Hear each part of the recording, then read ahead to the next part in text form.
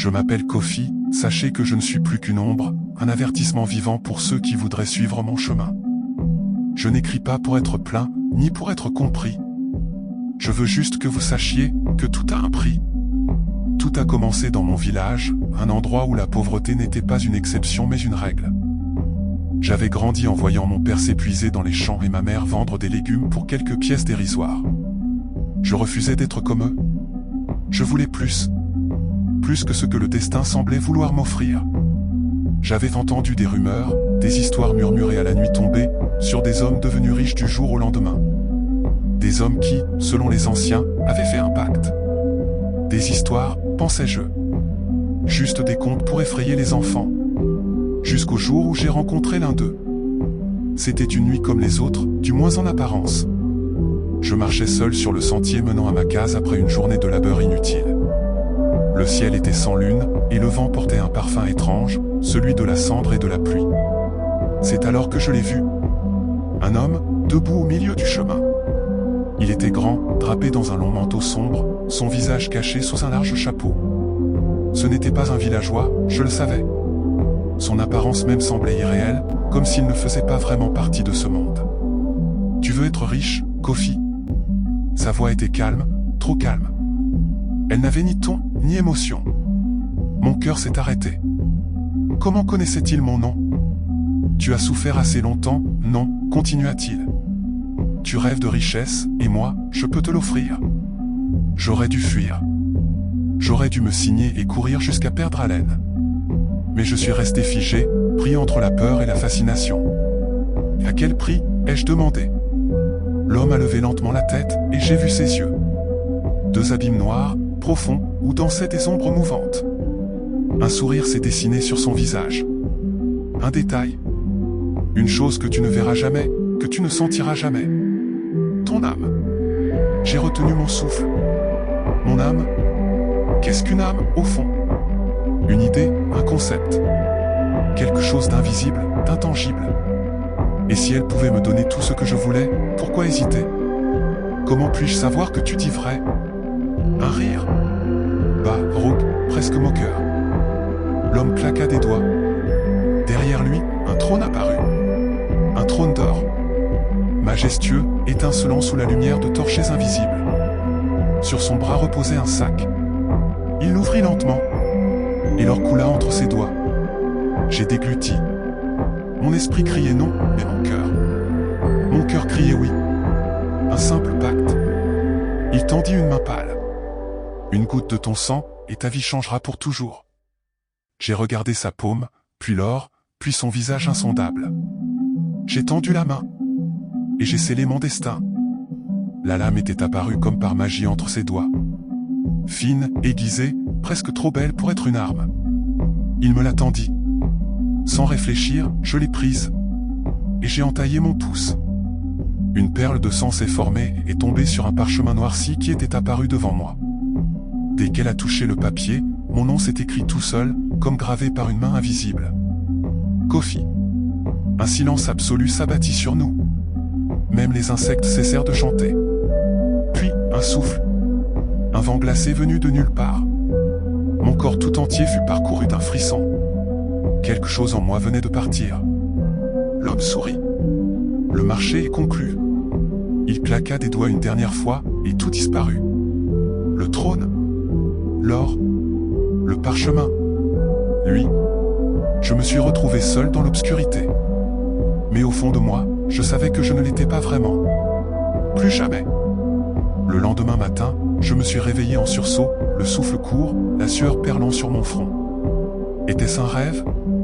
J'ai regardé mes mains, cherchant une trace de la coupure que j'avais faite la veille. Rien. Ma peau était intacte. Et pourtant, quelque chose était différent. Le silence dans ma case me semblait trop profond. L'air plus lourd. J'avais la désagréable impression que quelque chose m'observait. Je me suis levé d'un bond et j'ai poussé la porte. C'est là que je l'ai vu. Un sac d'or. Un grand sac en toile posé juste devant ma porte, bien fermé, comme s'il attendait que je vienne le récupérer. Mon cœur s'est arrêté. Je l'ai fixé un moment, les mains tremblantes.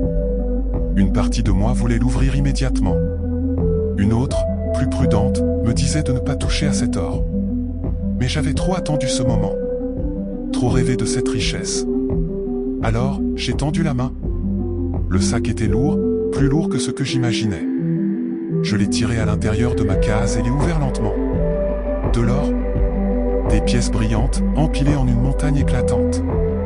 Des bijoux, des pierres précieuses, des billets soigneusement noués en liasse. Mon cœur battait à tout rompre. C'était réel. Je n'avais plus besoin de me battre pour survivre, plus besoin de travailler sous le soleil brûlant. Tout ce que j'avais toujours voulu était là, à mes pieds. Mais alors que mes doigts plongeaient dans cette richesse inespérée, je me suis figé. Au fond du sac, sous les pièces dorées, quelque chose clochait. Un papier. Un vieux parchemin jauni, avec une écriture fine et sinistre tracée à l'encre noire. Tout ce qui t'est donné a un prix. J'ai senti mon souffle se bloquer dans ma gorge. Ce n'était qu'un message. Un simple morceau de papier. Mais il me glaça jusqu'aux os. J'ai voulu l'ignorer. Après tout, j'avais gagné. J'étais riche. Intouchable. Plus rien d'autre ne comptait. J'ai alors décidé d'annoncer ma nouvelle vie au village. Quand je suis sorti de ma case vêtue d'un boubou flambant neuf, tous les regards se sont tournés vers moi. Les visages se fendaient entre admiration et jalousie. Les murmures se levaient sur mon passage. « Kofi, d'où vient tout cet argent ?» demanda un vieil homme du village, son regard perçant planté dans le mien. Je me suis forcé à sourire. Je n'allais pas dire la vérité. Un oncle lointain m'a laissé un héritage. Il hocha la tête, mais je voyais bien qu'il ne me croyait pas. Personne ne me croyait. Mais qu'importe. J'étais riche. Je pouvais acheter tout ce que je voulais. Alors je suis allé au marché. J'ai tout acheté. Les plus beaux tissus, les mets les plus délicieux, des bijoux pour impressionner. Je distribuais même des pièces aux enfants pour montrer ma générosité. Et pourtant, même en voyant ces sourires, même en touchant ces richesses, je sentais une ombre peser sur moi. La nuit tomba rapidement ce jour-là, comme si le soleil s'était enfui plus tôt que prévu. J'étais dans ma case, allongé sur mon lit, l'esprit noyé dans des pensées étranges. Puis, tout s'est arrêté. Le bruit des grillons s'est tu. Le vent n'a plus soufflé. L'air est devenu plus épais, plus oppressant. J'ai senti une présence. Quelque chose était là, dans l'obscurité. Je me suis redressé d'un coup, cherchant la source de ce malaise. Mais je ne voyais rien. Puis, le murmure est venu. Un souffle glacial au creux de mon oreille. « Tu as pris ton or, Kofi. » Mais le compte à rebours a déjà commencé. Mon sang s'est glacé. J'ai voulu parler, mais ma gorge était sèche. Puis, un rire. Un rire qui ne venait ni de dehors, ni de dedans, mais de partout. Un rire moqueur. Sinistre. J'ai allumé une lampe à huile, tremblant. La lumière a chassé l'obscurité, mais elle n'a pas chassé mon angoisse. Cette nuit-là, je n'ai pas dormi. Et ce n'était que le début. Les jours qui ont suivi furent étranges. Trop étranges. J'étais riche, plus que je ne l'avais jamais été. Mon sac d'or ne semblait jamais se vider, peu importe combien je dépensais. Tout ce que je voulais, je l'obtenais. Mais malgré cette fortune soudaine, je ne pouvais pas me débarrasser d'un sentiment oppressant. Comme si quelque chose, ou quelqu'un, rôdait toujours autour de moi. Le premier signe que quelque chose n'allait pas est venu 3 jours après ma nouvelle richesse. Ce soir-là, je revenais du marché. J'avais dépensé sans compter, achetant encore plus de richesses, offrant des cadeaux aux villageois pour montrer ma générosité. Mais malgré tout, les gens me regardaient toujours avec méfiance. Je rentrais donc chez moi sous un ciel étoilé, quand soudain, je l'ai vue. Mon ombre. Mais elle ne bougeait pas comme moi. J'ai ralenti ma marche, et mon cœur s'est emballé.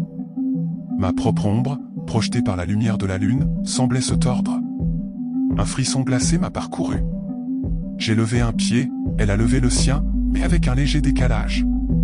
Je l'ai fixée, les jambes tremblantes. Puis, juste avant que je n'entre dans ma case, elle a bougé toute seule. Sans que je ne bouge moi-même.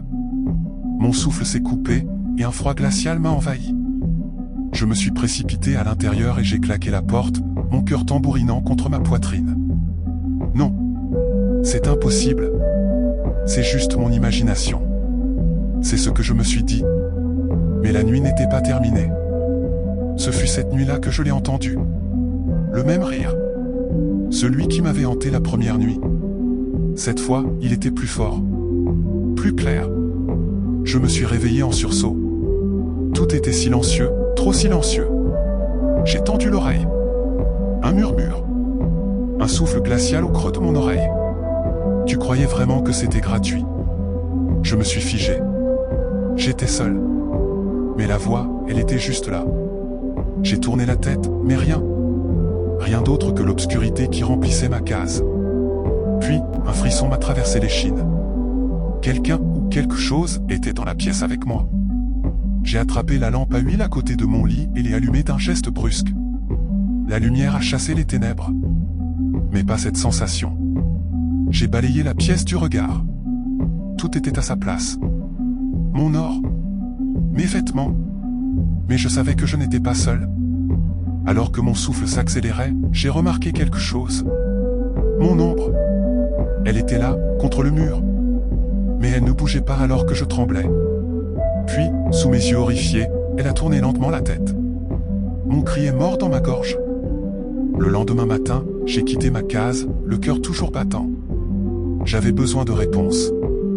Je suis allé voir le plus vieil homme du village, un ancien griot qui connaissait toutes les histoires, tous les mystères.